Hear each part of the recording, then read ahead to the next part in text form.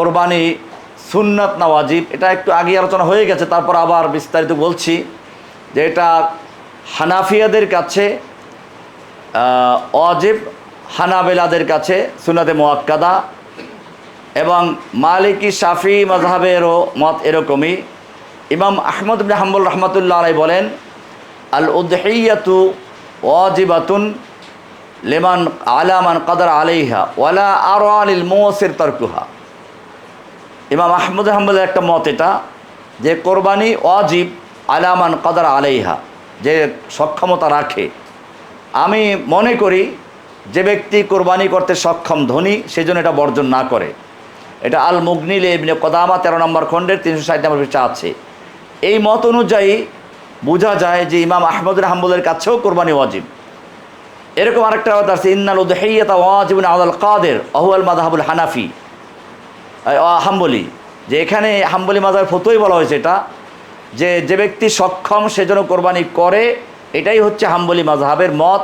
আল মুগনিল ইবনে কুদামায় উল্লেখ করা আছে।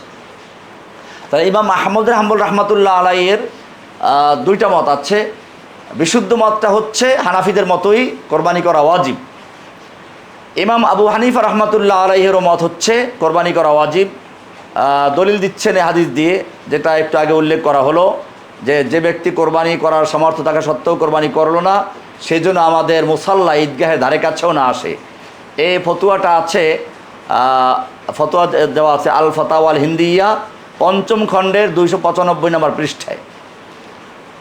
শাফি এবং মালিকি মাযহাবের বেশিরভাগ লোকেরা, তাহলে আমরা এখানে হানাফি এবং হাম্বলি এই দুইটা বিশুদ্ধ মত হচ্ছে ওয়াজিব।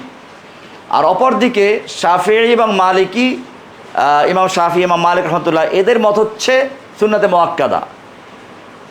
তারা বলেছেন আন্নাহা সুন্নাতুন মুআক্কাদা লাকিন লা ইউনকিরুনা আন্না ফি তারকিহা মাল কুদরাতে তাফরিতান ফি শাইরাতিন আযীমা।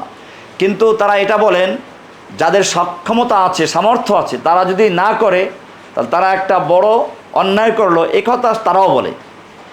তো তাহলে আমরা বুঝলাম যে সুন্নাতে মুআক্কাদা বললেও তারা গুরুত্ব দিচ্ছেন। কাজেই এই ইখতিলাফটা অত বড় কিছু না। এরপরে আমরা